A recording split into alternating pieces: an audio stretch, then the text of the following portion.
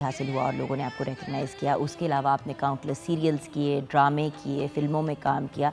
खुद भी आप बेहतरीन एक प्रोड्यूसर रहे और प्रोडक्शन का काम भी आपने किया। अगर ड्रामों की बात करें तो अंधेरा उजाला, लाहौरी गेट, दो कदम दूर थे, मुट्ठी भर मिट्टी, मन चले और बेशुमार ड्रामे शामिल हैं। एक अहद, अलिफ अल्लाह और इंसान। अब ये कुछ चीज़ें हैं जिनकी मैं बात कर रही हूँ। एक इंसान जितने इतनी डेकेड्स डेडिकेट कर दी हों अपने काम को, अपने फ़न को, अपने अपने करियर को, उनके कौन कौन से काम की हम बात करें। अगर हम फ़िल्मों की बात करें तो मोहब्बत ज़िंदगी है, चाँद सूरज, सरफरोश, काले चोर, ज़मीन आसमान, परी जैसी मूवीज़ शामिल हैं। बट ये कुछ हैं, ये literally drop in the ocean है। आपका शुमार हमेशा हमारे लेजेंड्स में हुआ है और कवि साहब का काम तो बहुत ही बेहतरीन था, नो डाउट, और उनका काम हमेशा ही बेहतरीन रहेगा।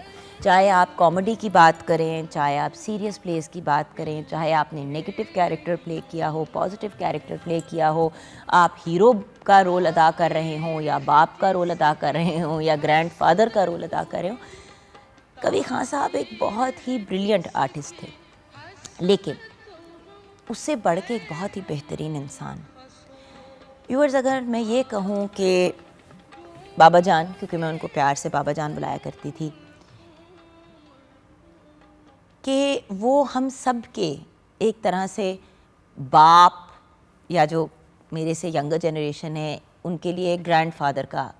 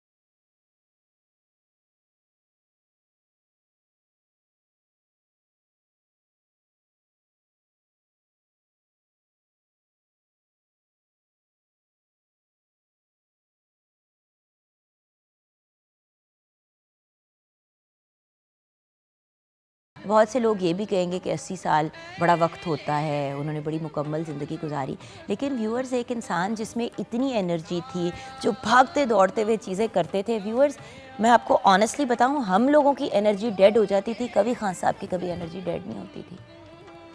10 दफ़ा भी अगर डायरेक्टर कहता था कि फिर से टेक करें, और चाहे वो किसी और आर्टिस्ट की गलती होती थी, खान साहब ने कभी माथे पे इतनी सी भी उनका कोई रिंकल या नाराज़गी या कोई गिला नहीं, और इतनी एनर्जी और लाइनें उनको ऐसे याद होती थी व्यूअर्स, और सेट पे बिल्कुल मुकम्मल तैयारी के साथ सर पहुंचते थे। अब सीनियर आर्टिस्ट थे, ना पहुंचते सेट पे तैयारी करके क्या फ़र्क पड़ता था।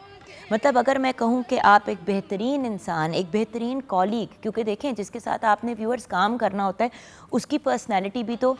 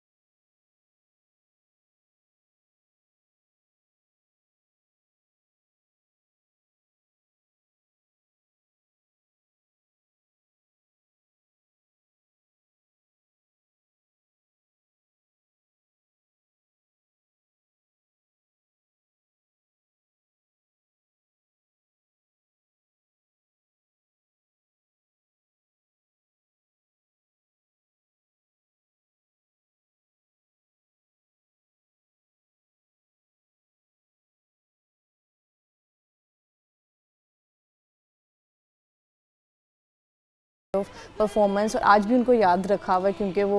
और बेटा देखो, स्टेट जो अवार्ड्स देता है उसके हाईएस्ट अवार्ड्स तो उनको मिल गए। बिल्कुल। सितारा इम्तियाज़ भी मिला, प्राइड ऑफ परफॉर्मेंस जी। भी मिला, लाइफ टाइम अचीवमेंट अवार्ड। बिल्कुल। सिर्फ पाकिस्तान में नहीं कोमल, पूरी दुनिया में जी बिल्कुल। उनको ऑनर किया गया। बिल्कुल।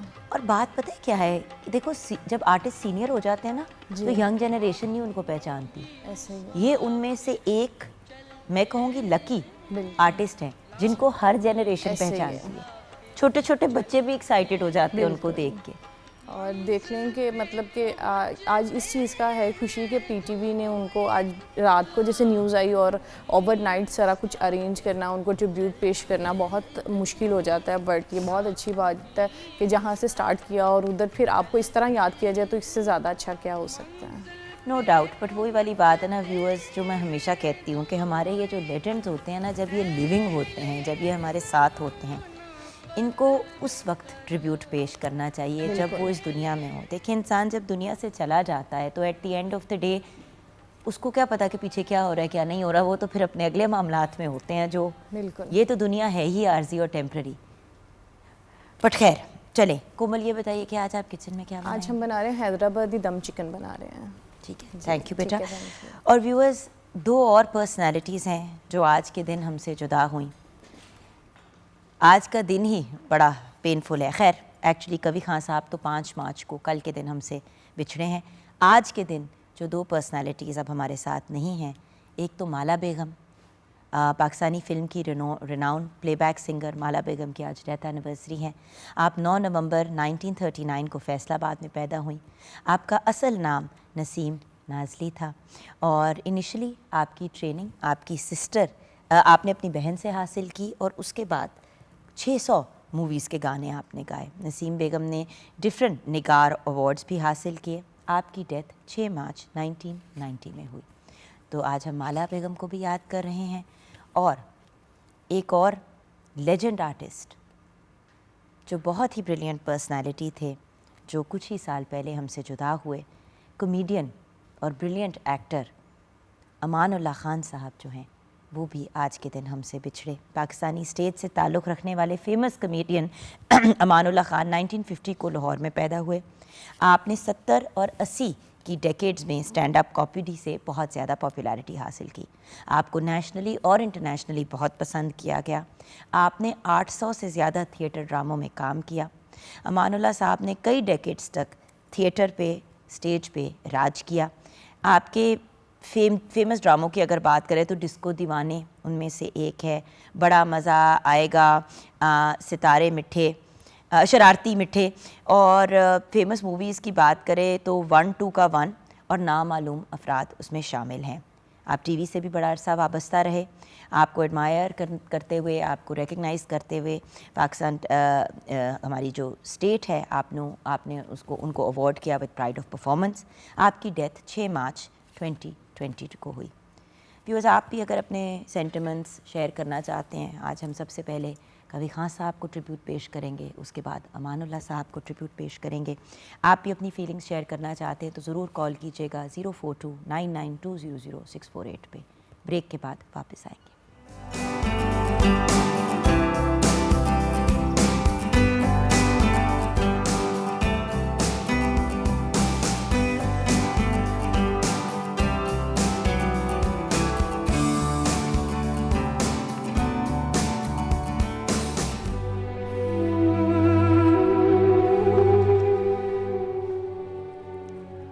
Welcome back from the break viewers.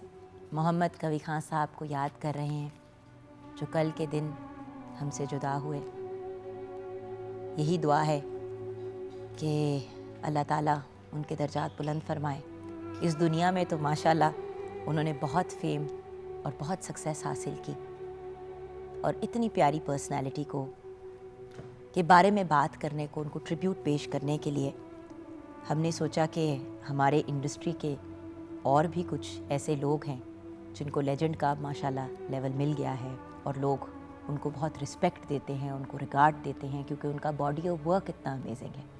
तो दो ऐसी ही पर्सनालिटीज़ को आज हमने अपने शो पे बुलाया और मैं ऑन एयर इनका शुक्रिया अदा करना चाहूँगी कि ख़ुद भी इतने अपसेट और डेवस्टेटेड थे, क्योंकि अगर खान साहब मेरे लिए इम्पोर्टेंस रखते थे तो व्यूअर्स वो हर किसी के लिए बहुत अहमियत रखते थे, लेकिन ये जो दो लोग हमारे साथ हैं उनके साथ बहुत ही करीबी ताल्लुक़ था और उनके साथ काम भी बहुत किया और अदरवाइज़ भी एक कॉमराडरी थी आपस में इनकी। तो सोचा कि इनको इनवाइट करें। उनकी बहुत मेहरबानी है कि एक फ़ोन कॉल, 2 अल्फाज भी नहीं हमने बोले और उन्होंने फ़ौरन कहा कि हम ज़रूर आएंगे। अल्लाह ताला इनको ज़िंदगी दे, सेहत दे। और सबसे पहले अशरफ खान साहब ने हमें ज्वाइन किया है बहुत ही ब्रिलियंट पर्सनालिटी, बेहतरीन आर्टिस्ट, लेकिन उससे भी ज़्यादा बेहतरीन इंसान।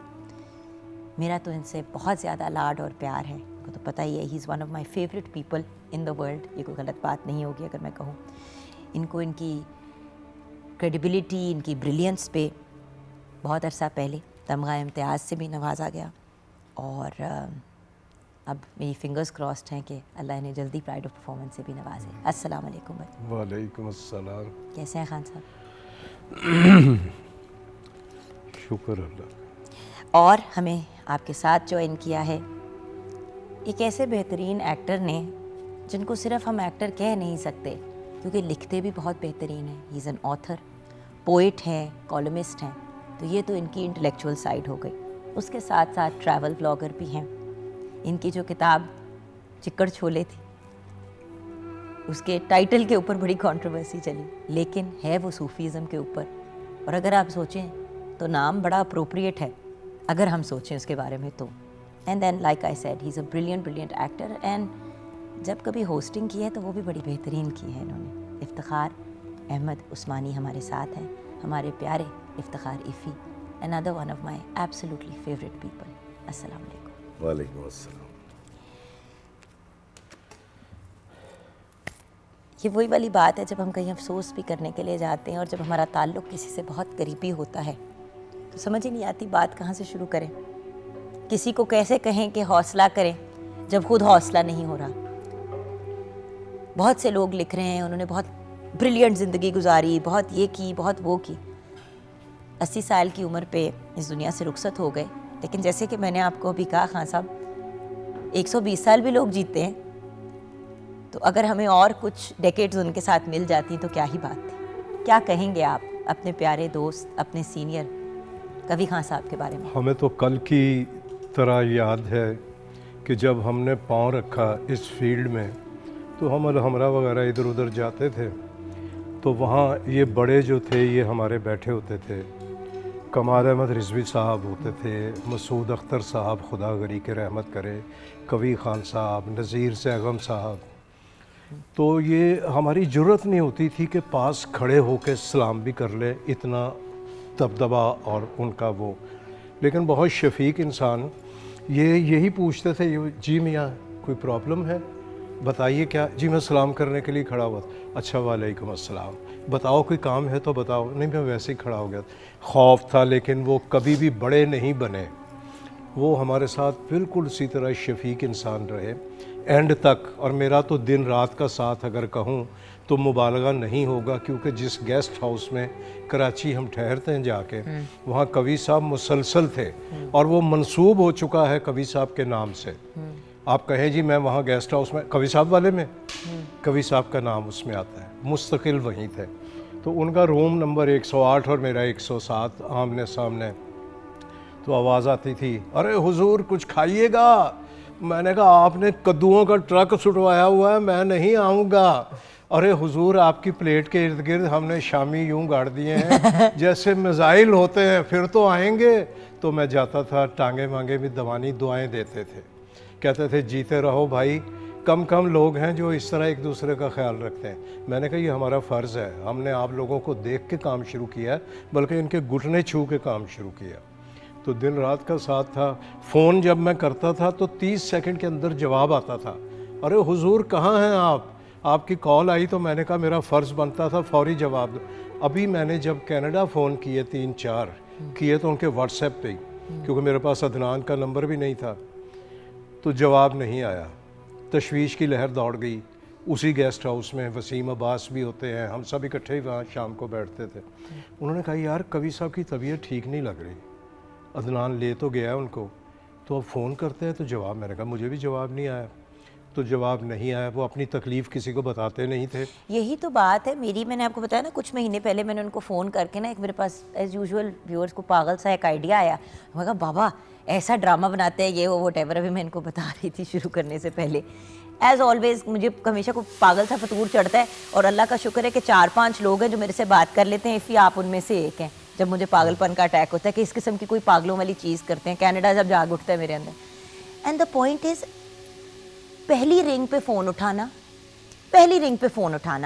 देखिए ये एक रिस्पेक्ट है आप अपने जूनियर को दे रहे हैं, और मैं तो उनकी बहुत ज़्यादा जूनियर, क्योंकि उन्होंने मेरे फादर का रोल भी अदा किया हुआ है, और एक दफ़ा उन्होंने मेरे ग्रैंडफादर का, वो ज़रा ज़्यादती उनके साथ हुई थी, लेकिन मेरे ग्रैंडफादर का भी रोल अदा कर चुके, मेरे दादा का उन्होंने रोल अदा किया था।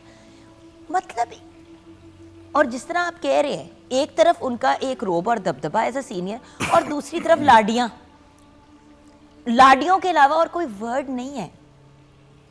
इसी आपका कैसा ताल्लुक था उनके साथ? आपका तो खैर सबके साथ ही बड़ा प्यारा ताल्लुक होता है, मैं लेकिन अगर ये कहूँ, क्योंकि उनका मेरा सिलसिला बाबा जी इशफाक साहब से मिल जाता है, और मैं वो वाक़या भी ज़रूर आगे चल के सुनाऊंगा कि वो इस फील्ड में जो पहला रोल, जो पीटीवी का पहला चेहरा कैसे बने। लेकिन मुझे अच्छी तरह याद है इशफाक साहब की डेथ से अगले साल बरसी पे मैंने कॉल की, तो वो जिसने खान साहब कह रहे हैं वो फ़ोन नहीं रिसीव कर सके, तो कुछ देर के बाद कॉल आई, कहते हाँ इफ़ी मियाँ खैरियत। मैं कहा हुज़ूर वो बाबा जी की बरसी है इशफाक साहब की। कहते हाँ यार बड़े प्यारे इंसान थे। तो मैं ज़रा थोड़ा सा मलूल था और गमज़दा था। कहते यार ये लोग जाते नहीं हैं, डिसअपीयर हो जाते हैं, ये हम में ही रहते हैं, ये कहीं नहीं गए। आज कभी खान साहब सिर्फ डिसअपीयर हुए, इंतकाल हुआ है, मुंतकिल हुए हैं, हमारे अंदर मौजूद हैं, हमारी जो तरबियत कर गए हैं। मैं एक शूटिंग के ऊपर उनसे सुबह के बुलाया हुआ जी, हमें शाम को 5 बजने वाले हैं, सनसेट होने वाला है, खान साहब मुसलसल खामोश है, और मैं थोड़ा सा जज्बाती था उस वक्त, तो मैं चाह रहा था कि बात हो लेकिन कभी खान साहब करें, क्योंकि वो मुझसे पहले आ गए थे। मेरा भी वही टाइम था सुबह 6 बजे का, लेकिन मैं पहुंचा था कुछ 6:30 बजे। शाम को 5 बजने वाले आराम से बैठे हुए बातें कर रहे हैं, किस्से सुना रहे हैं। तो मैं हल्का सा पास हुआ, मैं कहा खान साहब तुम 6 बजे दे आए हो, मैं 6:30 बजे दा आए हैं, सनसेट होने वाला है। कहते तुम पर डे पे काम कर रहे हो? मैंने कहा। कहते तुम्हारा मीटर स्टार्ट है? मैंने कहा। कहते बस चुप कर जाओ यार। मैंने कहा ये क्या बात हुई, मतलब हम तो सुबह से आए हुए हैं। अब देखिए ना, हम तीनों की एक ही उनके साथ वो चीज़ है कि हर स्टेज पे गाइड किया, और उनको कोट करके अब हम अपने जूनियर्स को गाइड करते हैं कि खान साहब कहते थे या खान साहब कहते हैं, क्योंकि ये वो पर्सनालिटी है कि जिन्होंने पहले दिन कदम रखा। आप मुझे बताएं उनके करियर में कभी गैप आया? हम लोगों ने भी साल 1.5 साल कहीं नहीं काम किया, कुछ हो गया। अल्हम्दुलिल्लाह खान साहब ने हर साल काम किया और रेगुलर काम किया। इखलाकी तौर पर कितने रिच आदमी थे, उन्होंने कोई फिल्म बनाई थी और उसके बाद उनको नुकसान हो गया था। आप यकीन कीजिए कि अभी मतलब ये 10 से 15 साल पहले की बात है, बुलाकर एक एक एक्टर को बताया है, मुझे फ़ोन करके बताया कि इफ़ी मियाँ मैंने फिल्म बनाई थी, ऐसे से लॉस हुआ था, और अल्हम्दुलिल्लाह आज उसकी आखिरी पेमेंट फला के घर जाके उस मरूम के बच्चे को करके आ गया हूँ। मेरे इसी शो के ऊपर मॉर्निंग, जब इसका नाम मॉर्निंग में जुगन होता था, इसी शो पे बैठ के उन्होंने वो पूरा वाकया सुनाया, और कॉन्स्टेंट ही चेहरे पे मुस्कुराहट थी। मैं कहा बाबा अगले का भट्टा बैठ गया, आप लॉस में चले गए, आप डेट में चले गए, मतलब कर्जे आपके ऊपर चढ़ गए, आपने टोटो में पैसे वापस किया, मुस्कुरा रहे हैं। The learning experience. Mustafa Qureshi साहब वाक़या सुनाते हैं कि बज़िद थे कि मैं ईद तुम्हारे साथ मनानी है, ईद वाले दिन आऊँगा मैं। तो उन्होंने कहा यार क्या इतना क्या हो गया है, मिल लेंगे, शाम को आ जाएंगे, इकट्ठे हो जाएंगे सब। उन्होंने कहा नहीं मैं सुबह ही आऊँगा नमाज़ पढ़ने के बाद। कहने लगे वो घर आए मेरे, आके उन्होंने कुछ 13-14 साल हो गए थे इस वाक़े को। कोई फिल्म बनाई थी जिसमें मुस्तफ़ा कुरैशी साहब ने काम किया था, तो उन्होंने एक लिफाफा निकाला और सोफ़े पे रख दिया। तो उन्होंने कहा ये क्या, कोई ये तो बच्चों की ईदी होती है, आप मुझे ईदी दे रहे हैं? कहने लगे ये आपकी ईदी है, और बहुत पुरानी ड्यू थी मेरी तरफ। वो जो आपकी फ़िल्म की पेमेंट रहती थी, मैं आज वो करने आया हुआ हूँ। इस टाइप के बंदे थे वो। हमारी एक लेजेंड आर्टिस्ट हमारे साथ कॉल पे हैं। इतना अच्छा लग रहा है कि हमारे लिविंग लेजेंड्स जो हैं, हमारे जो कल तक लिविंग लेजेंड थे और अब हमेशा के लिए एक लेजेंड बन गए हैं। और जैसे कि आपने कहा इफ़ी, सारी ज़िंदगी अब ये हम लोग जब तक ज़िंदा है वो हमारे अंदर जिएंगे, और हमारे बाद हमारे बच्चों में, क्योंकि उनका बॉडी ऑफ वर्क तो यहीं पे रहेगा। सो एक ब्रिलियंट आर्टिस्ट जिनको मैं अपने मेंटोर्स में से एक कंसिडर करती हूँ, समीना अहमद साहिबा हमारे साथ हैं कॉल पे। अस्सलाम वालेकुम। जी जुगन, वालेकुम सलाम। कैसी हैं आप मैम? उदास। मैम क्या कहना चाहेंगी? कभी खान साहब के साथ हम सबका ही एक अपना ही यूनिक ताल्लुक़ था और आपका भी उनके साथ एक बहुत ही प्यार का, रिस्पेक्ट का, रिगार्ड का रिलेशनशिप था, दोस्ती भी थी। बिल्कुल। कुछ क्या कहना चाहेंगी आज आप खान साहब के बारे में? मैं क्या कह सकती हूँ, मुझे तो यूँ लगता है जैसे कोई मेरा बहुत ही करीबी रिश्तेदार, मेरा साथी कोई जो बहुत करीब हो, वो चला गया है। इतना लंबा हमारा साथ, इतना लंबा हमने इतना वक्त गुजारा, इतना काम किया हुआ इकट्ठा, एक दूसरे के में खुशी में गम में शरीक हुए थे। तो देखिए ना, बात ये है जुगन कि हमारी फैमिलीज जो हैं वो तो सब बिखरी हुई होती हैं, हमारी होती, बच्चे मेरे बाहर इधर उधर सब। तो असल फैमिली तो हमारी यही है ना, जिनके साथ हम ज्यादा वक्त गुजारते हैं, थिएटर करते हैं, ड्रामे करते हैं, फिल्में करते हैं। तो कभी के साथ भी इतना ज्यादा मेरा वक्त गुजरा हुआ है लाहौर में। इतना हमने आर्ट्स काउंसिल में काम, कभी ने जो ड्रामे प्रोड्यूस किए उसके अंदर जो हमने बहुत ज्यादा, मैं क्या बताऊं कि कितना हमने वक्त गुजारा। और आज मुझे कल से जब से सुना है, बहुत ही तकलीफ, बहुत ही दुख, बहुत गम कि कभी साहब अब नहीं हैं, खान साहब हमारे प्यारे वो नहीं है कि कभी भी हम उठ के उनको फोन करते हैं या कहीं चले जाएं या मिल लें। मगर मैं एक बात कहूंगी कि जो कभी बहुत ही एक जो होते हैं ना, बहुत ही खूबसूरत लोग, बहुत अच्छे लोग, दूसरों के लिए, दूसरों का भला करने के लिए हमेशा से, जब आर्ट्स काउंसिल में वो बना आर्टिस्ट वेलफेयर फंड, उसमें कभी पेश हमेशा ये सोचते थे कि किस तरह से मैं किसकी मदद कर सकता हूँ। कभी किसी को इनकार नहीं किया। बिल्कुल। In all forms, monetary forms, वैसे एक बेहतरी के लिए, आर्टिस्टों की बेहतरी के लिए क्या कर सकते हैं, किसी को मिलना है, हायर ऑफिसर को मिलना है, वो कहाँ पर, ये बहुत ज्यादा एक जो होते हैं ना, एक मैग्निफिसेंट लोग। और समीना जी यही तो बात है, at the end of the day जब हम लोग सब आपस में बैठ के बात भी करते हैं एज कॉलीग्स या एज आर्टिस्ट, तो यही एक कहते हैं ना कि काम तो अपनी जगह है, लेकिन अल्लाह ताला बस इतनी हमारी इज़्ज़त रखे कि जब हम इस दुनिया से रुखसत हों तो लोग अच्छे अल्फाज में याद रखें। आप ये देखें कि from the most junior artist, मतलब वो लोग जो अभी 18, 19, 20 साल के हैं, उनके सोशल मीडिया से लेके मतलब to the very senior artist, हर शख्स जो है गमज़दा है। इसलिए नहीं क्योंकि एक एक्टर या एक आर्टिस्ट या वटेवर इस दुनिया से चला गया, क्योंकि एक इतना प्यारा इंसान हम सब की ज़िंदगी से चला गया, बिछड़ गया हमसे।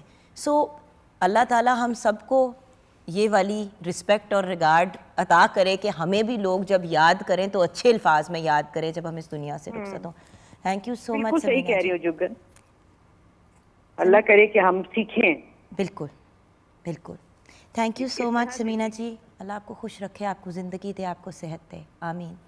व्यूअर्स, छोटी सी ब्रेक के बाद वापस आएंगे क्योंकि इफ़ी जी ने हमारे साथ एक वाक़या शेयर करना है कि कभी खान साहब एक्चुअली रेडियो पाकिस्तान से पाकिस्तान टेलीविज़न नेटवर्क, उनकी एंट्री कैसे हुई, ये स्टोरी क्या थी, मुझे भी नहीं ये स्टोरी पता, लेकिन जो मुस्कुराहट है इनके चेहरे पे, मेरे ख़्याल से इस गमज़दा वक्त में शायद हम लोग भी एक हैप्पी मोड में थोड़ा सा आ जाएं कभी खान साहब को याद करते हुए। ब्रेक के बाद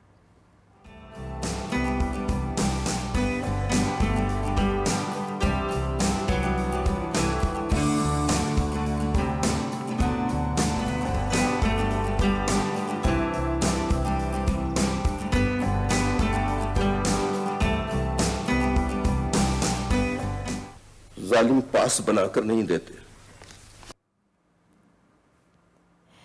What a man, what an artist from day one।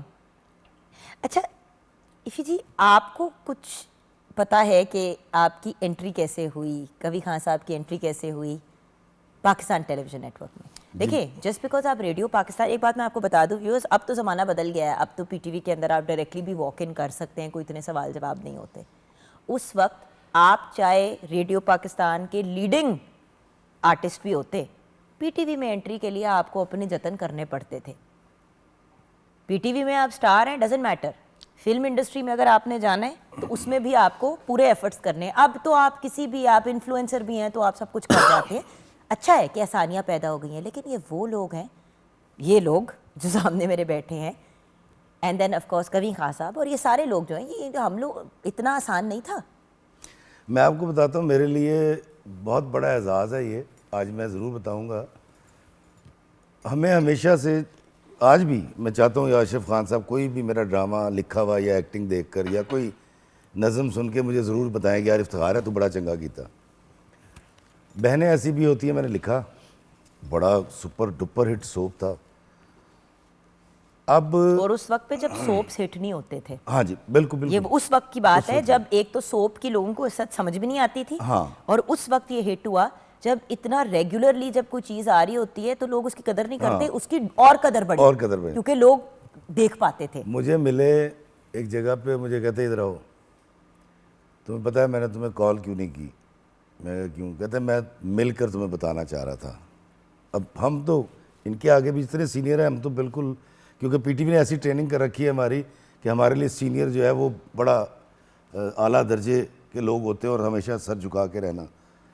कहते मैं उसकी तारीफ़ करने लगा हूँ। मैंने कहा खान साहब उसकी तो 100 किस्तें आप कर चुके हैं, अब तारीफ़ कर रहे हैं। कहते नहीं, तुमने गौर नहीं किया। कहता मेरे पास स्क्रिप्ट आया तो मैंने कहा यार ये तो क्या रोल होगा, जो होता है कि आपको कोई परफॉर्मेंस का मौका नहीं होता। तो कहते जब मैंने स्क्रिप्ट पढ़ा तो मैंने पूछा ये किसने लिखा है? तो कहते जब उन्होंने तुम्हारा नाम बताया तो मैं कहा उसने लिखना शुरू कर दिया। कहते फिर मैंने कहा नहीं, वो लिख सकता है, वो इशफाक साहब के साथ रहा है। कहते कहना मैंने ये था, अब आप गौर कीजिएगा जो मैं बताने लगा हूँ।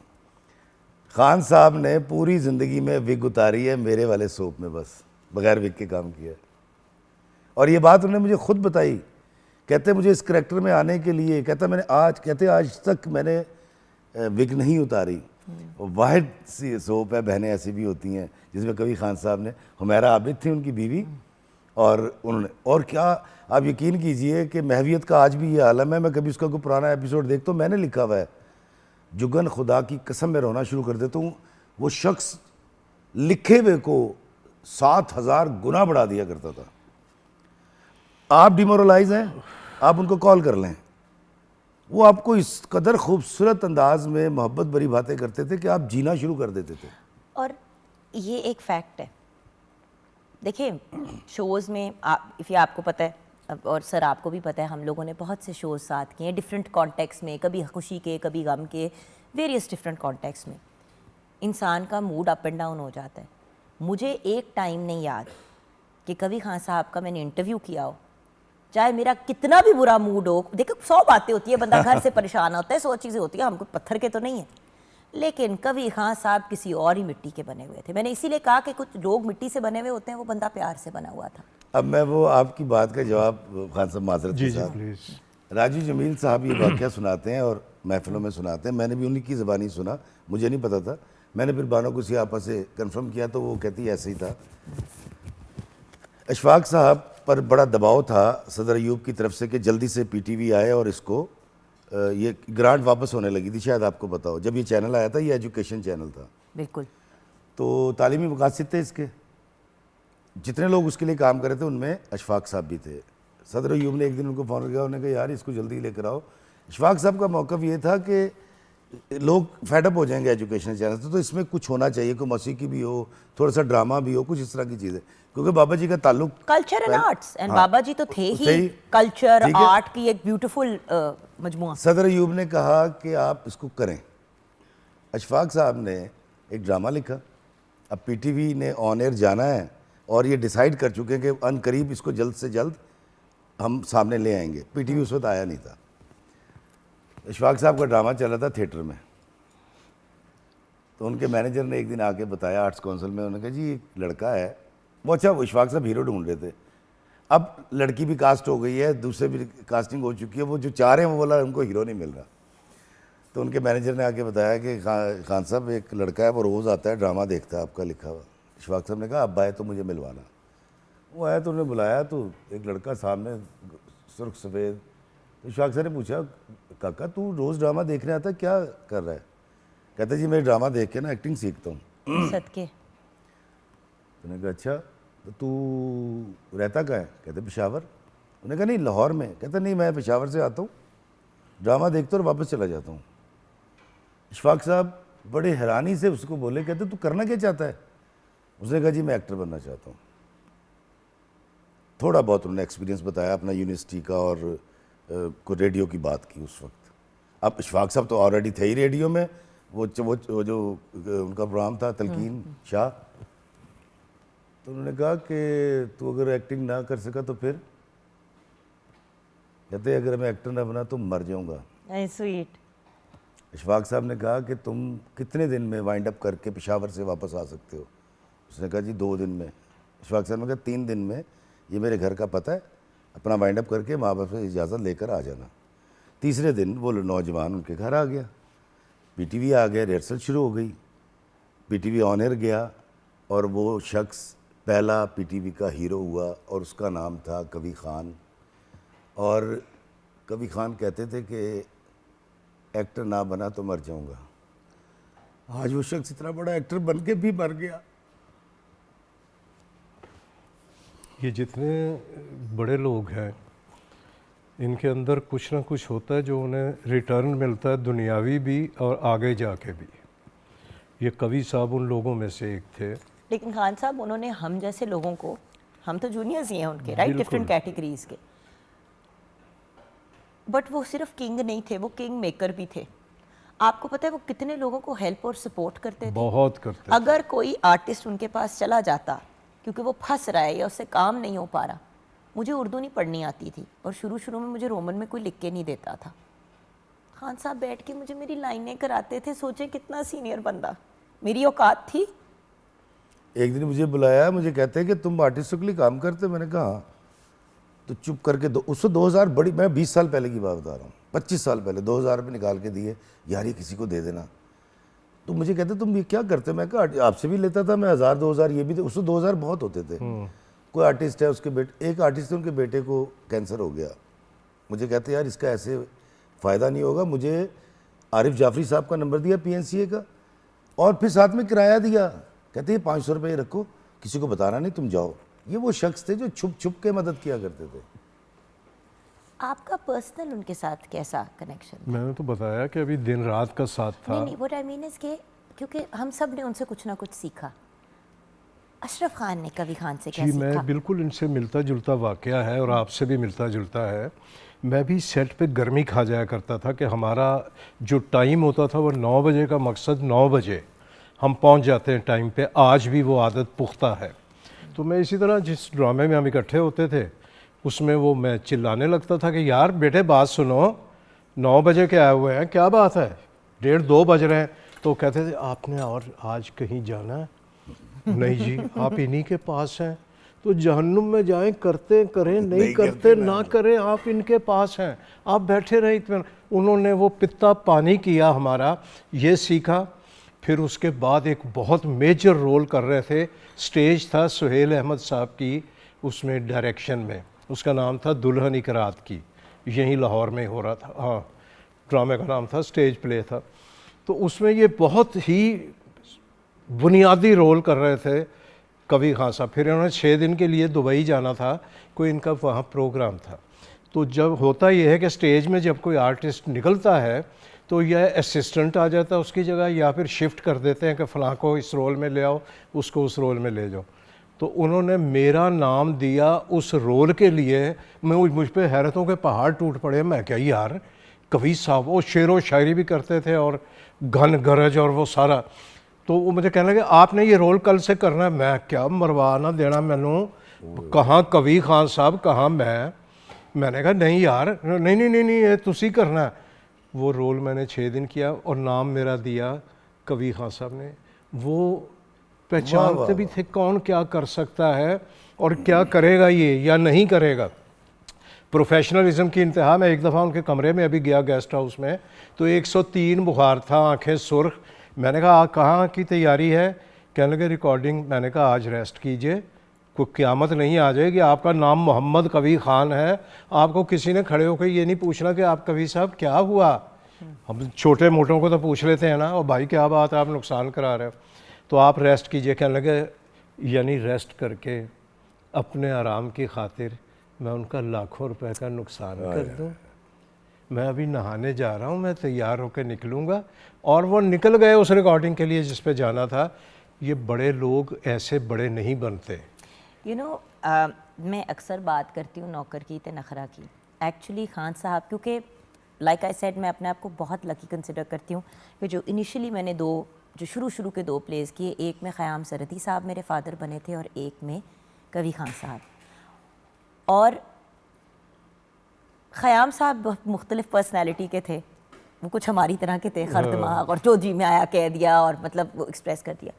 लेकिन खान साहब ने हम तीनों के अंदर और बहुत से और आर्टिस्ट के अंदर से एक तो मैं निकाली कि मतलब मुझे तो यही महसूस कराया ना बड़े प्यार से, कभी ये नहीं महसूस कराया कि हम कुछ गलत कर रहे हैं या व्हाटएवर। वो सिर्फ वो जो होता है ना कि भाई बेटा इस रास्ते जा रहे हो तो ऐसे चले जाओ, ये वाला शायद बेहतर होगा। कभी ये नहीं, कभी अपने बड़े होने का रोब नहीं जमाया, कभी हमें ये नहीं, मैं ये जो सारी बातें कह रहे हैं ना कि हमें गाइड किया व्यूअर्स, कभी भी किसी स्टेज पे ऊंची आवाज़ में मैंने कभी खान साहब को कभी चीखते हुए बदतमीजी करते हुए, हाँ जब इंडस्ट्री की एक तो दफ़ा उनसे मैंने बात की तो वो इमोशनल हुए थे, कि मैं ज़रूर एडमिट करूँगी कि भाई इंडस्ट्री जा किस तरफ रही है। क्वालिटी होनी चाहिए काम में, क्वांटिटी नहीं होनी चाहिए, और ये बिल्कुल एक फैक्ट है। उन्होंने काम बहुत किया लेकिन क्वालिटी का काम किया। यहाँ पे हमें ब्रेक की तरफ जाना है। ब्रेक में जाने से पहले हम आपको दिखाना चाहेंगे एक अहद के कुछ क्लिप्स। ये इनका लास्ट प्ले था पाकिस्तान टेलीविज़न नेटवर्क के साथ। ये कराची सेंटर से शूट हुआ था, 14 अगस्त का एक स्पेशल था। ये लास्ट हमारे साथ जो PTV पे कवी खान साहब ने प्रोजेक्ट किया, उसकी क्लिप दिखाते हुए हम ब्रेक में जाएंगे। ब्रेक के बाद जब वापस आएंगे व्यूअर्स, तो जैसे कि आप जानते हैं आज अमानुल्लाह साहब की भी बरसी है, वो भी हमारे एक लेजेंड थे। और ये दोनों जो ब्रिलियंट हमारे साथ आर्टिस्ट बैठे हैं, दे हैव अग्रीड के उनके बारे में भी हम कुछ बात करेंगे, उनको भी याद करेंगे और उनके कुछ फैमिली मेम्बर्स भी हमें ज्वाइन करेंगे। तो ब्रेक के बाद अमानुल्लाह साहब की बात करेंगे, लेकिन अभी देखते हैं एक अहद। क्या मैं स्टेज पे स्पीच दे पाऊंगा? जिस मिट्टी ने भूख लगी रोटी, उसी मिट्टी की शान में तुमसे 2 जुमले नहीं लिखे जाते। इस साल भी हम पूरे जोश और खरोश के साथ ये दिन मनाएंगे। अपनी औकात के मुताबिक चंदे की रकम डाल दे। चंदे की रकम या फिर खैरात? क्या कर रहे हो? क्या कर रहे हो सर? मैं आपको बताती हूँ। तुम्हें कुछ बताने की जरूरत नहीं है। आपकी पोती रोशनी वो अकेली आई है, तेरे माँ बाप नहीं है। अगर बाप की इतनी ही याद आ रही है तो तुम वापस क्यों नहीं आ जाती? इश्क पर कर दूं फिदा मैं अपनी सारी जिंदगी, लेकिन आजादी पे मेरा इश्क भी करवा। आज क्या है? 14 अगस्त और आपकी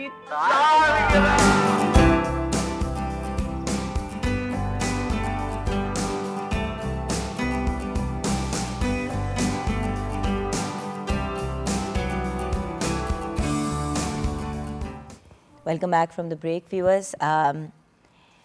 हमने अब बात करनी है एक ऐसे लेजेंड की जिन्होंने शोबिज़ में, कॉमेडी में इतना नाम बनाया, चाहे आप स्टेज की बात करें, टेलीविज़न की बात करें, इवन फिल्म्स की बात करें, तो आपका काम इनकम्पेरेबल था। लेकिन अमानुल्लाह खान साहब की बात करने से पहले उनके बच्चे आज हमारे साथ हैं, और जब ऑब्वियसली इनको भी पता चला कि कवी खान साहब अब हमारे साथ नहीं रहे, तो उन्होंने कहा हम अब्बू की बात ज़रूर करेंगे, लेकिन उससे पहले कवी खान साहब के बारे में बात ज़रूर करना चाहेंगे। हमें ज्वाइन किया है उनके बहुत ही ब्रिलियंट बच्चों ने। नूर अमानुल्लाह हमारे साथ हैं, अस्सलाम वालेकुम बेटे। वालेकुम अस्सलाम।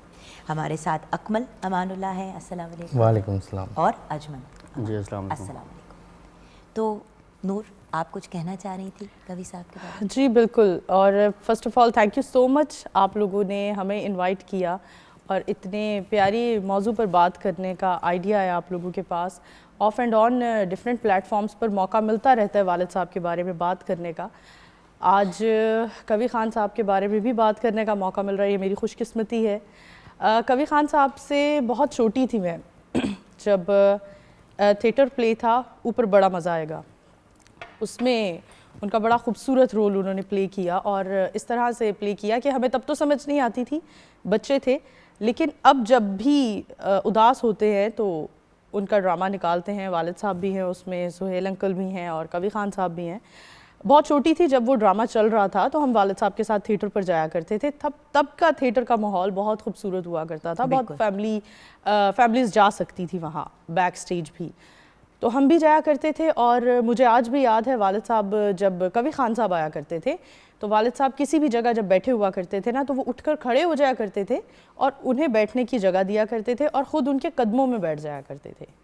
तो बच्चे थे हम लोग, हमने हमेशा क्वेश्चन करना, हमने कहा ना आप ऐसा क्यों करते हैं, मतलब ठीक है बड़ों को जगह दे लेकिन उनके साथ बैठ जाए, आप उनके नीचे मतलब कदमों में क्यों बैठ जाते हैं, उनके पाँव में क्यों बैठ जाते हैं, बच्चों को थोड़ा बुरा लगता है ना। तो भाई साहब कहते नहीं आओ मैं आज आपको मिलवाता हूँ अंकल से। मुझे पास लेकर गए और कहते हैं ये वो शख्सियत हैं जिनसे मैंने काम करना, मैंने बोलना सीखा है और जैसे इन्होंने मुझे काम करने की इजाज़त दी अपने सामने, वरना अगर ये मुझे काम करने की इजाज़त ना देते तो आज मैं जिस जगह पर हूँ वहाँ मैं ना होता। तो वालिद साहब कवि खान साहब का इतना अदब किया करते थे। अब यही बात मैं अभी बेटा जब स्टार्ट करी थी तो मैंने एक ही बात बार बार कही कि देखिए जनरेशन टू जनरेशन उनको जानती है।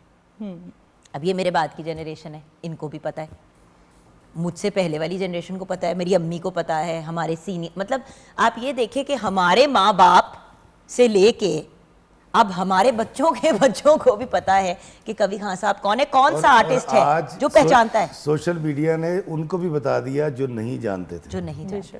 आप लोग कुछ कहना चाहोगे? हाँ जी, मैं सबसे पहले तो आप सबका शुक्रिया अदा करता हूँ कि आप लोगों ने पाकिस्तान टेलीविज़न ने हमें मौका दिया और मैं अपने आप को बड़ा खुशकिस्मत समझता हूँ कि कवि खान साहब जैसे लोगों के लिए मैं कुछ अल्फाज कहूँ या बोलूँ। हर पूरा पाकिस्तान कवि खान साहब की एक्टिंग और उनका जो स्कूल ऑफ थॉट था वो सब उसके बारे में जानते हैं। मैं उनका थोड़ा सा पर्सनल तौर पे बहुत ज़्यादा इनकरेज करूँगा और फ़ैन हूँ क्योंकि उन्होंने बहुत ज़्यादा सोशलाइज काम जो किया है, मैं उस पर थोड़ा सी बात करूँगा कि वो ऐसे इंसान थे, शख्सियत थे जो किसी को पता भी नहीं था होता और उसके लिए बहुत सारे काम कर देते थे। जैसे कि एक्टर वेलफेयर के लिए, एक्टरों की वेलफेयर के लिए गवर्नमेंट के साथ जाके नेगोशिएट करना, उनसे अपना हक मांगना, राइट मांगना। और ये वो वाले शख्स थे जिनको ज़रूरत नहीं थी, ये नहीं है कि वो इसलिए कर रहे थे कि उनको फ़ायदा हो दूसरों के लिए, क्योंकि ये एक्टर वेलफेयर फंड उन आर्टिस्ट के लिए बना था जिनके अब हालात ठीक नहीं हैं। ऐसे ही और आप ये देखें कि कितने इंसान दोस्त थे कि उनको ये नहीं था कि मैं वो ये भी तो कह सकते थे ना कि सिर्फ जिनको अवार्ड्स मिले हैं उनको पैसे मिलने चाहिए ताकि इनको भी मिले। उन्होंने सिर्फ एक ही उनका फोकस था कि हमारी बिरादरी, हमारी कम्युनिटी के जो लोग हैं उनका ख्याल रखें। फिक्रमंद थे अपनी कम्युनिटी के लिए और जाके बेलोस जाके गवर्नमेंट के साथ बात करते थे कि इनके लिए कुछ करे। और इसके अलावा अपने जूनियर्स को इतना ज़्यादा मौका देते थे कि वो लेजेंड बन जाते थे।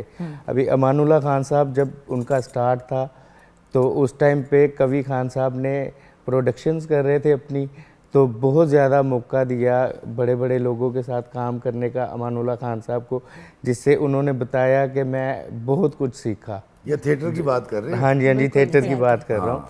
स्टार्ट में प्रोडक्शन करते थे कवि खान साहब और अच्छे जो ड्रामे उर्दू अदब के होते थे उसमें खान साहब को, अमानुल्लाह खान साहब को चांस देना और उनको पॉलिश करना, और बहुत बड़ा हाथ है अमानुल्लाह खान साहब को अमानुल्लाह बनाने में कवि खान साहब का। तो मैं बड़ी ऑनर फील करता हूँ उनके बारे में बात करने। जी अजमल जी, अस्सलाम वालेकुम जी, थैंक यू सो मच आपका कि आपने मुझे पीटीवी में आने का मौका दिया। मेरे साथ तो कवि खान साहब के साथ वो बड़ा मज़ा आएगा ड्रामा कर रहे थे, मेरे साथ तो ज़्यादा फ़नी होता था, अब्बू का हंसी मजाक करते थे सारे। तो मैं ड्रामे पे गया, बड़ा मज़ा आया, पे ड्रामा चल रहा था तो विंग में ना पीछे खड़े थे, तो ये सारे भाई मुझे ना गुस्से में ना चढ़ाने के लिए एक नाम देते थे, वो काले, तो मैं ना रोने लग गया। तो कवि खान साहब आगे कहते यार तू क्यों रो रहा है, तू और तेरा बाप दोनों आपस में कलर फैल लो ऐसे क्यों रो रहा है। बट यू सी यही तो बात है, यही तो मतलब हर किसी के साथ ये जिस ड्रामे का जिक्र कर रहे हैं, हर किसी के रंग में ढल जाते थे। ये जिस ड्रामे का जिक्र कर रहे हैं बड़ा मजा आएगा, ये तारीखी एक ड्रामा है, क्योंकि मैं तो उस वक्त जब हो रहा था उस वक्त मैंने देखा था। कभी खान साहब के बच्चे हैं, सलीम शेख था और काफ़ी अमारुल्लाह साहब और मसारा साहब नौकर हैं, अमान साहब भट्टी थे। भट्टी का किरदार, ये बड़ा तारीखी ड्रामा है। अब हुआ ये है कि इनकी मौत का फरिश्ता आ गया और उसने कहा कि तुम्हारी जान निकाल, रूह कबूज करने के लिए। है। उसने कहा, कभी खान साहब उसको कहते हैं कि मेरी बात सुन, मुझे तो बड़े काम करने। कहता अच्छा ठीक है, तो ऐसा करके अपने किसी बच्चे को भेज दे 1 महीने के लिए, और उसके बाद मैं तेरे बच्चे को वापस कर दूंगा और तुझे ले जाऊंगा। कहते ठीक है। कहते किसको भेजेगा? उन्होंने कहा लो मसला ही कोई नहीं, मेरे बच्चे तो जानिसार हैं, मेरे नौकर जानिसार हैं। अच्छा, वो जब रिश्ता चला जाता है वो तो अपने बेटे से कहते हैं कि यार ऐसे ऐसे हुआ तो 1 महीने के लिए मर जा। कहता तेरा दिमाग ख़राब है। बेटी से कहता है, बीवी से कहता है, अमानुल्लाह साहब पट्टी कहता, पट्टी दसो जी अमान साहब करे। उन्होंने कहा तू फिर एक काम कर, मेरे लिए 1 महीने के लिए मर जा। कहता मैंने बड़ा ज़रूरी काम है। तो अमान साहब निकल गए। तो वो अभी भी आप अगर उसको देखें, अगर कहीं अवेलेबल हो नेट पे, आप हंस हंस के दूरे हो जाएंगे। और इस कदर खूबसूरत स्क्रिप्ट, और मेरा ख्याल है अमान साहब का ये उनका शायद आखिरी था, मेरा ख्याल है। हाँ शायद। अच्छा, और इतना खूबसूरत मैसेज था, बात घूम फिर कर वहाँ थिएटर की तरफ आ गई कि उस स्क्रिप्ट की मदद से उन्होंने, उस स्टोरी की मदद से तंज़ो मज़ाक के साथ उन्होंने एक इतना खूबसूरत मैसेज दिया कि इंसान अपनी जिम्मेदारियों में लगा रहता है और बच्चों के किरदार अदा करने, मतलब बच्चों की जिम्मेदारियाँ पूरी करने में और इन चीज़ों में मसरूफ़ रहता है। लेकिन जो हम अल्लाह के हम पर फ़राए हमें चीज़ें करनी है, इबादत करनी है, वो काम करने हैं, तो उनसे इंसान गाफिल हो जाता है, पीछे हो जाता है।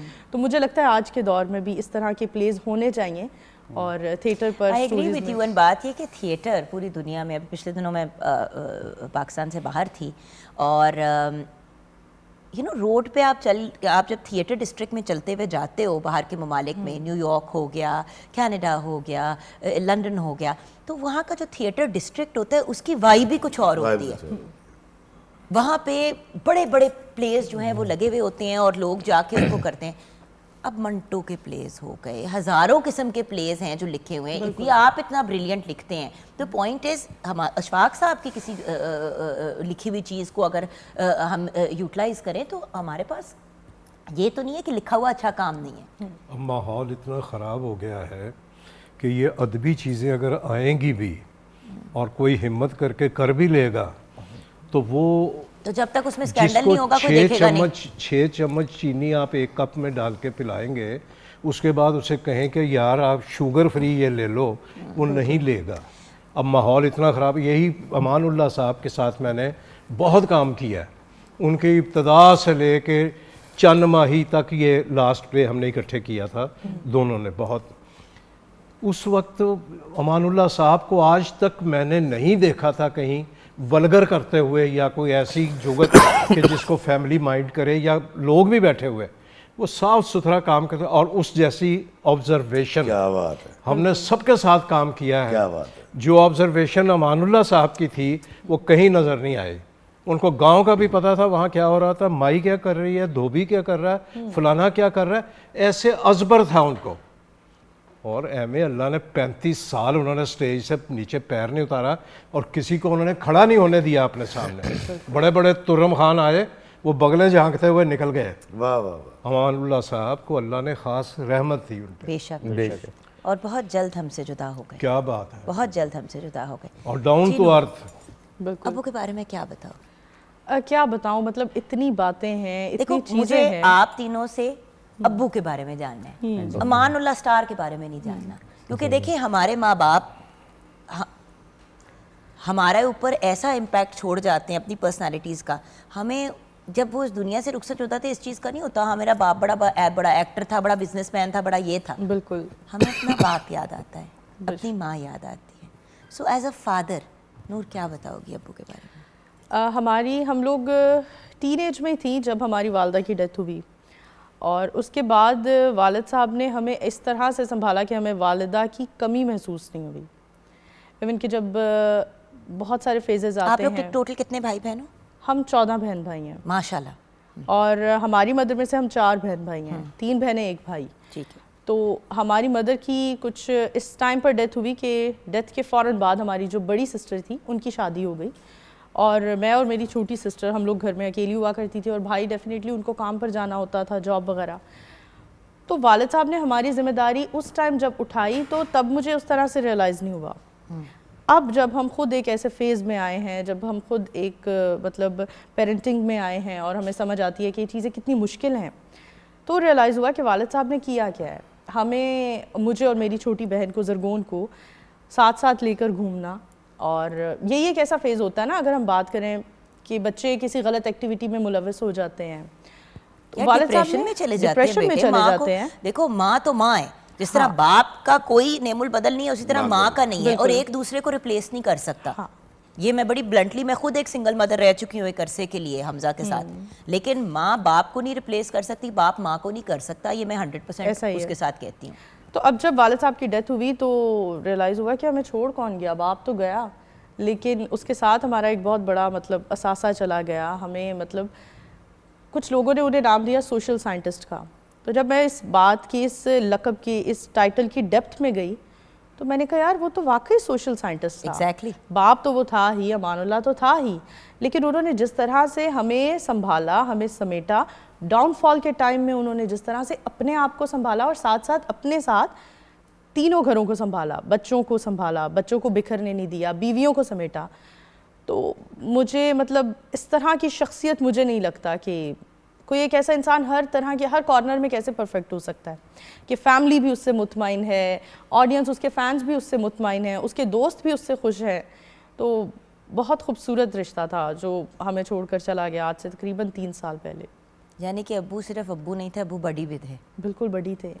अच्छा अकमल क्या कहें जी, आपका अब्बू कैसे, क्योंकि तीनों का मुझे लग रहा है बिल्कुल 14 बच्चों का मुख्तलिफ सा ताल्लुक था अब्बू के हाँ साथ। जी हाँ जी, हम 14 बहन भाई माशाल्लाह सबके साथ अब्बू का इंटरेक्शन बहुत ज़्यादा क्लोज था। किसी से भी पूछे वो कहेंगे जी मेरे साथ ज़्यादा क्लोज थे, इवन के उनके फ्रेंड्स और उनके जूनियर कोलीग्स, वो हर किसी से भी आप पूछेंगे तो वो कहेंगे जी मेरे साथ बहुत ज़्यादा क्लोज थे। वो हर इंसान के साथ इस तरह से मिलते थे कि उसको यही लगता था कि बहुत ज़्यादा मेरे से मोहब्बत और शफ़क़त, और उनमें है भी थी। और मेरे साथ अब्बू का रिश्ता बहुत ज़्यादा क्लोज था क्योंकि मैं अमानत भाई से छोटा मैं हूँ, सबसे बड़े अमानत भाई हैं, उसके बाद मैं हूँ, तो मेरे साथ काफ़ी डिस्कस वगैरह करते थे। फिर जब टीन एज से मैच्योरिटी की तरफ हम लोग जा रहे थे तो उस बच्चे को फिर साथ रखना शुरू कर देते थे कि अभी इसका लर्निंग टर्न और टर्निंग पॉइंट है, और फिर उसमें फीडिंग करते रहना कि आप अदब सिखाना उसको, तरबियत में बड़ों का अदब करना सिखाना, ये सब और बेटी में फ़र्क नहीं किया कभी। हाँ जी हाँ जी, बिल्कुल ऐसा ही है, ऐसे ही है। तो ये वो उनसे काफ़ी चीज़ें हमने सीखी हैं बीइंग अ फादर। अदब करना उन्होंने सिखाया, फिर सखावत करना सिखाई उन्होंने, ये सारी चीज़ें उनकी तरबियत की आज हमारे साथ हैं। और हम उनके चले जाने का दुख और अफसोस तो बहुत ज़्यादा रहता है, लेकिन इस चीज़ से खुश होते हैं कि वो हमें तरबियत के नाम पे बहुत कुछ दे गए हैं, बेशक, जो हमारे साथ है, हमारे लिए एक बहुत बड़ा एहसास है। बिल्कुल। अच्छा अजमल आप क्या कहेंगे? मेरे साथ तो बाबा का ज़्यादा फ़न का ही होता था, इन सबको पता है। वो मेरे साथ मजाक करते थे, छेड़ते थे वो मुझे जानबूझ के कि ये मेरे साथ क्योंकि जुड़ते हम बहन भाइयों में सबसे जॉक्स ज़्यादा करे खूबसूरत मतलब पाए जाते थे। मैं ही था सबसे खूबसूरत। मैंने फ्रेंड्स तो मेरे साथ ही मजाक करते थे। फ्रेंड्स में तो सुना है, लेकिन आपस में बेचारे भाई, आपस में बहन भाई आपस में भी, हम बहन भाई भी आपस में एक दूसरे को जॉक्स करते रहते हैं। अभी नीचे बैठे हुए थे हम, वहाँ पे भी यही हाल था हमारा। नहीं आपका हाल था वो तो मुझे नहीं मैं उनको किसी को नहीं छोड़ता घर में। अच्छा किसी को माफ़ी नहीं देता। तो अब्बू भी ऐसे करते थे, अक्सर आते थे मुझे ऐसे ना देख रहे होते थे बड़े गौर से, तो मैंने ऐसे देखना, मैंने कहना खान साहब की देख रहे हो? कहते यार मैं किन्ने मैनू अरमान ने तेरा ब्याह होवे, तेरे बच्चों में अपने मोटियां दे पावा, उन्होंने मैं संगली पावा, तेरे बच्चे मैनू, तेरे बच्चे मेरे दोस्तों नू अखां नू पैन। तो मैं ऐसे देख के हंसता था, मैं कहता था चलो खान साहब टाडा अरमान कदी ना कदी तो पूरा हो ही जाएगा, कर देंगे पूरा। कहते बस मैं लभ रहा कोई कागज चुकने ली ना, मैनू लभ नहीं रही, लभो ना फिर मैं किदों तक इंतजार करांगा। यानी कि मेरे साथ काफ़ी ना जॉब्स वगैरह कोई मिली नहीं मिली, फाउंडेशन मिल गया मुझे, लेकिन स्कूल मिल गया लेकिन वो नहीं मिली अभी तक नहीं मिली। वालिद साहब को पता था कि मिलनी वालिद साहब को मुश्किल है। पता नहीं, वालिद साहब का आखिरी उनके Viewers, अल्फाज हमारा थे ये मुझे छोटा उन्होंने भाई पड़ा है राहों में। नहीं मुझे आखिरी कहते हुए ब्याह ना करी, बड़ा पछताएंगे। मैं कहा खान साहब हम सिंगल ही खुश हैं। अच्छा चलो ठीक है। ब्याह ना पहले करें बड़ा या तीन ना करें। या तीन ना करें। बैलेंस में थोड़ा मतलब 1 से 2 की समझ आई, 3 पे जरा बात टू मच हो गई। नहीं तीन जोगा में हैगा नहीं ना। एक भी मना कर रहे थे कि ब्याह कराई ना बिल्कुल। भाई जो जितना जोगा था उसको उस हिसाब से रखा मामला उस हिसाब से रखा। सिलेंडर किससे मंगवाया था उन्होंने?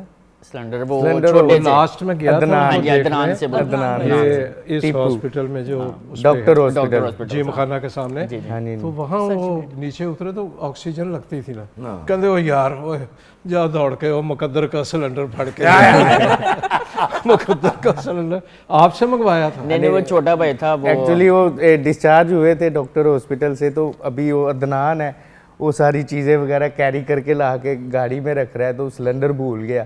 अब वो नीचे घंटा पूरा गाड़ी में बैठे हुए हैं अमानुल्लाह साहब, तो उनका फिर से वो सांस का प्रॉब्लम शुरू हो गया, तो ऑक्सीजन लगता था, उसका सिलेंडर था, तो वो सारा कुछ रेडी हो गया। अब अदनान ने गाड़ी वगैरह स्टार्ट कर ली, तो कहते यार वो मेरा वो लगाओ ऑक्सीजन, तो किधर है वो, उनको समझ ना आए अदनान को कि मैं क्या भूल गया हूँ, वो कंफ्यूज हो गया, तो उसको गुस्से से कहते हुए मुकद्दर का सिलेंडर ऊपर से मुकद्दर का सिलेंडर। अच्छा इफ़ी साहब, अमानुल्लाह साहब के बारे में कोई उनकी और कोई चीज़ जो आप शेयर करना चाहें, कुछ हमें बताना? सर पहली बात तो ये कि अमान साहब को मैं उस वक्त से जानता हूँ जब मैं इस फील्ड का सोचा भी नहीं था। जौहरी पार्क संतनागर में वो रहा करते थे, और मैं क्योंकि संतनागर की जमपल हूँ, तो मुझे उस वक्त मुझे बिल्कुल भी नहीं पता था कि अमानुल्लाह कौन है। तो मुझे एक दिन अब्बा ने गुजरते साइकिल रोकी, कहते इस गली में अमानुल्लाह रहता है। मैं कहा अब्बा जी कौन, वो कौन है? तो अब्बा जी ने मुझे उनसे मुलाकात करवाई। उस वक्त तो खैर बच्चा था, मुझे पंजाबी समझ भी नहीं आती थी, वो दोनों पंजाबी बोल रहे थे और मुझे कुछ नहीं समझ आ रही थी कि क्या बात कर रहे हैं। कट करके आते हैं हम अलमरा, हम गए हैं एक ड्रामा देखने के लिए, हमें किसी ने पास दे दिया। अभी मैं शोबिस में नहीं आया, तो उससे पहले की बात बता रहा हूँ मैं आपको। 90 अच्छे वक्तों की बात है। हाँ 94, 92, 93 की बात बता रहा हूँ। Before partition. हम वहाँ चले गए। अब वहाँ 2 गाड़ियाँ एंटर हुई। एक गाड़ी आई है, दरवाज़ा खुला है अलमरा का, जो मैंने देखा मैं वो बता रहा हूँ, अब तो बाद में तो मैं जानता हूँ उनको। दरवाज़ा खुला है तो गाड़ी आई है, तो एक बंदा उतरा है और उसने हेड पहन रखा है और चस्टर पहन रखा है, और वो सबसे मिल रहा है। तो मैंने गौर किया, मैं कि यार ये तो वो बंदा है जो जौहरी पार्क रहता है। अच्छा ये अमानुल्लाह है, अब्बा ने बुलवाया था बहुत पहले। अब लोग झुक झुक के मिल रहे हैं और वो सबसे जफियाँ डाल रहे हैं कि यार डॉन टाइप आदमी है, बंदे भी 4 साथ हैं, और वो अंदर चले गए। दूसरा मैं वहीं हम खड़े में, अभी हमारी एंट्री नहीं हुई है, तो दूसरा कट लगता है, एक टैक्सी आगे रुकती है, उसमें से बब्बू बराल साहब, वो भी सूट पहन के और हैट पहना हुआ था, अंदर चले गए।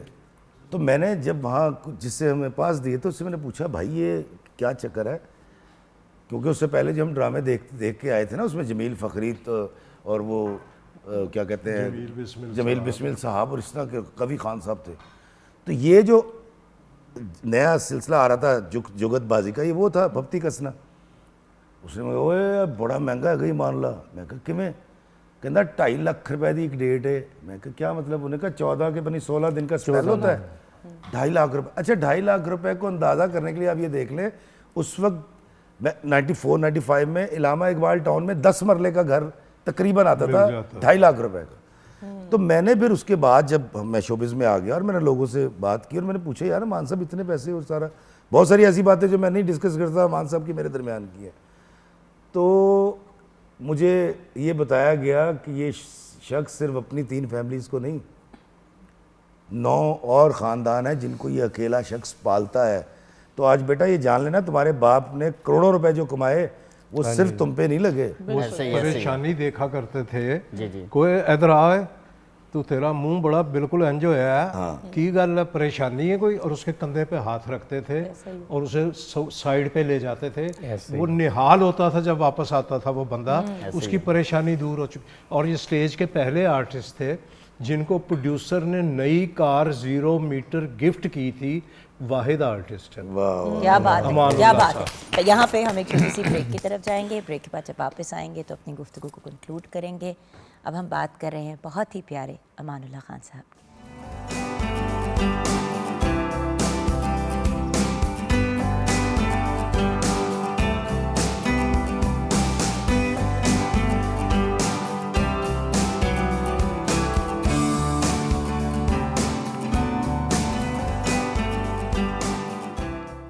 Back from the break viewers. आज हमारे पास सेट पे बहुत ही अमेजिंग लोग हैं, मेरे लिए बहुत बड़ा ऑनर है। एक तो अमानुल्लाह साहब के बच्चे हमारे साथ हैं, 14 में से 3, इंशाल्लाह बाकी 11 को भी किसी ना किसी टाइम पे बुलाएंगे जो जो पाकिस्तान में हुए उनको। And then of course my dear friend Iftikhar Rifi, बहुत ही प्यारे हमारे दोस्त। एंड अशरफ खान साहब, माना कि आप मेरे सीनियर हैं लेकिन आप मेरे बहुत प्यारे दोस्त हैं। आपने हमेशा मुझे बहुत गाइड किया है और हमेशा आपने बहुत लाड दिया है। और आप दोनों के बारे में ये ज़रूर कहूँगी कि जब आपको इनवाइट किया आपने कभी ना नहीं की, और मुझे पता है वो एक पीटीवी की हया भी है और एक हमारा पर्सनल ताल्लुक भी है। So thank you so much. And क्योंकि शो को कंक्लूजन की तरफ लेके जाना है तो मैं चाहूँगी कि सर आप कवी खान साहब के बारे में कुछ एंड में वर्ड्स कह दें और सर आप अमानुल्लाह साहब के बारे में कुछ वर्ड्स कह दें। जी सर। कवी खान साहब एक ऐसे दरवेश सिफ्त इंसान थे जो लोगों की तकलीफ़ें रफ़ा करते थे, आसानी पैदा करते थे, लेकिन अपनी तकलीफ़ बयान नहीं करते थे। दोनों के अंदर, बाबा जी इशफाक साहब में और दोनों के अंदर एक चीज़ बड़ी कॉमन थी। इशफाक साहब ने कभी किसी को नहीं पता लगने दिया कि मुझे क्या बीमारी है, और कभी खान साहब ने भी मरते दम तक नहीं पता चलने दिया कि उनको वो किस बीमारी में मुब्तला है। वो एक सूफ़ी आदमी थे, शफ़क़त करने वाले, और हम सब उनका ना एहसान उतार सकते हैं। वो लोग जो, हम तो चले मुस्तफ़ीद हुए ना, लेकिन ये पाकिस्तानी कौम भी जिनके लिए उन्होंने सारी ज़िंदगी परफॉर्म किया, हंसाया, रुलाया, मुख्तलिफ़ सिचुएशंस में लेकर गए। तो मेरा नहीं ख्याल कि ये तो खैर नशिस्त बहुत छोटी है उस बड़े आदमी के लिए। मैं दुआ करूँगा कि अल्लाह ताला उनके दर्जात को बुलंद फरमाए, उनके घर वालों को सब्र जमील अता फरमाए। ये मेरा आपका लॉस नहीं, पाकिस्तान का नुकसान है। जी खान साहब। मैं तो सबसे ज़्यादा खुशकिस्मत अपने आप को समझता हूँ कि हम इनके दौर में ज़िंदा है। क्या बात है। कवि साहब, अमानुल्लाह खान साहब न सिर्फ इनके दौर में ज़िंदा हैं बल्कि इनके साथ हमने काम बहुत किया। जो आने वाली नस्लें इनका नाम सुनेंगी तो हमने तो इनके साथ काम किया है, इससे बड़ी खुशकिस्मती और क्या होगी। बेशक। अल्लाह दोनों को गरीक रहमत करे। बहुत ही बड़े नाम पाकिस्तान के, और दोनों बहुत बड़े इंसान। उनकी खूबियाँ हम अभी बयान कर चुके हैं कि कौन कौन किस नेचर का आदमी था। नूर, एंड में अब्बू के बारे में कुछ कहना चाहोगे बेटे? बिल्कुल यही कहना चाहूँगी कि वालिद साहब को बहुत ज़्यादा मिस करते हैं, और सिर्फ इसलिए नहीं कि वो हमारे वालिद थे, बल्कि हम उनको एज अ कॉमेडियन भी बहुत ज़्यादा इंजॉय किया करते थे। Very funny. और हमने जो उनकी कॉमेडी इंजॉय की है वो मैं कहती हूँ वो उनके फैंस भी नहीं इंजॉय कर सके। सही सही। बॉयज़, एंड में अब्बू के बारे में क्या कहना चाहोगे? जी, मैं अपने वालिद साहब के बारे में यही कहना चाहता हूँ कि बीइंग अ फादर हमें उनकी बहुत ज़्यादा कमी तो महसूस होती है, लेकिन जो विजडम और जो अपनी ऑब्जर्वेशन के साथ वो कॉमेडी करते थे, उस कॉमेडी को ये कौम भी और हम भी बहुत ज़्यादा मिस कर रहे हैं। और मेरे ख्याल से अजमल तो सबसे ज़्यादा ये मिस करता होगा कि मेरी बिस्ती कौन खराब करेगा। कौन करेगा। नहीं, मैं मिस करता हूँ बहुत ज़्यादा। अक्सर ये आपस में जुगते शुगते लगाते हैं, मुझे जॉक्स करते हैं, मुझे वो बात का मज़ा नहीं आता। मुझे जो अब्बू बात करते थे ना, खालिस बिस्ती जो है वो, खालिस बिस्ती जो वो पर बाप करता है ना, उसका ज़्यादा मज़ा आता है। लड़के आजकल के जो जुगतबाजी करते हैं वो जुगतबाजी नहीं होती। जो बाप करता है ना वो फिर अंदर वाली बरीकी वाली बात निकालता है बाहर, तो उसका मज़ा भी आता है, उसका फिर इंजॉय भी करता है। मैं भी करता था आगे से, वो मेरी बात का भी इंजॉय करते थे, तो हंसते थे। बस वो चीज़ें मिस करता हूँ बहुत ज़्यादा। जब उन्हें बहुत ज़्यादा मिस करता हूँ, फिर उनका जो ड्रामा है वो जो बता रहे थे बड़ा मज़ा आएगा, जिसमें भट्टी का किरदार है, तो जो छोटा सा वो जो है ना उनका सीन, जहाँ पे वो कवी खान साहब आते हैं और आगे कहते हैं जी 1 महीने के लिए मर जा, तो मान साहब कहते हैं यार कभी कोई मियानी साहब भी जाके वापस आया तुम 1 महीने की गल कर रहे हैं मेरे ना। कहते जी वो तू पट्टी नहीं, कहते लो जी ला इलाहा इल्लल्लाह मुहम्मद रसूलुल्लाह, मैं पट्टी नहीं मेरी जान छाड़ दो, मैं पट्टी नहीं है, लिटरली मेरी जान छाड़ दो, मेरी जान छाड़ दो। बस उनको मिस करते रहते हैं बहुत ज़्यादा। फिर उनको जॉक्स वगैरह बातें उनकी जो वो समझाते थे, स्टडी की तरफ से ज़्यादा समझाते थे। वो कहते थे यार मैं नहीं पढ़े पर तुसी पढ़े जो, किसी काबिल सारे बच्चे पढ़े हैं ना माशाल्लाह। बस वो हमें यही कहते थे। बात पता है क्या है, आप लोगों को बुलाना, ये बात करना, एक तो हमारे लिए बहुत बड़ा ऑनर है। आप लोग बहुत बड़े बाप के बच्चे, अल्लाह ताला आपको मज़ीद कामयाबी दे, आप सब भाई बहनों को, और हमेशा आप लोगों को साथ रखें, क्योंकि ऊंच नीच तो भाई बहनों में होती रहती है। यू नो, जब डिफरेंट मदर्स हों 100 चीज़ें होती हैं, लेकिन at the end of the day जो चीज़ आपको हमेशा कनेक्टेड रखेगी वो खून है जो आप अमानुल्लाह साहब के साथ शेयर करते हैं। एंड एक बड़े बाप की औलाद होने का सबसे बड़ा प्रॉब्लम ये होता है कि फिर एक्स्ट्रा प्रेशर आ जाता है इंसान के ऊपर। तो व्यूअर्स, आप लोगों से देखें, हर इंसान अपना अपना हिस्सा डालता है। आप लोग ये ज़रूर कर सकते हैं कि सोशल मीडिया पे अपनी फॉलोइंग और पोस्ट्स बढ़ाने के लिए, मतलब पोस्ट के ऊपर लाइक्स वगैरह बढ़ाने के लिए आप पोस्ट तो लगा ही देंगे, अमानुल्लाह साहब से रिलेटेड भी लगा देंगे, कभी खान साहब, माला साहिबा से रिलेटेड भी लगा देंगे। लेकिन जहाँ ये सब चीज़ों के लिए टाइम निकालेंगे, आपसे तहे दिल से रिक्वेस्ट कर रही हूँ कि जब नमाज़ पढ़ें, दुआ के लिए हाथ उठाएं, तो इन पर्सनैलिटीज़ को याद ज़रूर रखिएगा। हम इंसान को, किसी और को कुछ नहीं भी दे सकते, तो दुआ वो तोहफ़ा है जो करोड़ों आसानियाँ हमारे लिए पैदा करता है, इस दुनिया में भी और इस दुनिया से जाने के बाद भी। तो दुआ में ज़रूर याद रखिएगा अमानुल्लाह साहब को, माला साहिबा को, एंड ऑफ कोर्स कवी खान साहब को। और हम सब यहाँ पे जो लोग मौजूद हैं, पाकिस्तान टेलीविज़न नेटवर्क अपनी कंडोलेंसेस पेश करना चाहेगी कवी साहब की फ़ैमिली को भी और अमानुल्लाह साहब की फ़ैमिली को भी। यहाँ पे शो को कंक्लूड करना है। जी कोमल बेटा, एवरीथिंग तैयार है। मैंने हैदराबादी चिकन बनाया, दम चिकन, और साथ रायते और सलाद के साथ सर्व किया है। सॉरी बेटा, आज हम बिल्कुल रेसिपी की तरफ नहीं गए क्योंकि इतने बड़े बड़े लोगों की बात कर रही थी, बीच में कुकड़ की बात बनती है। कोई बात नहीं। नहीं, इनके लिए बनती है, ला दसो कुकड़ पके है। वो कुकड़ खाने वाले हैं, वो मटन वाले लोग हैं। मटन वाले लोगों को आप कुकड़ खिला रहे हैं। देखिए, आप कद्दू गोंगलू खाने वाले बंदे हैं, आप मेरे टाइप के। हाँ, मटन क्या कुकड़ बोटियां मेरी, सालन तुम्हारा।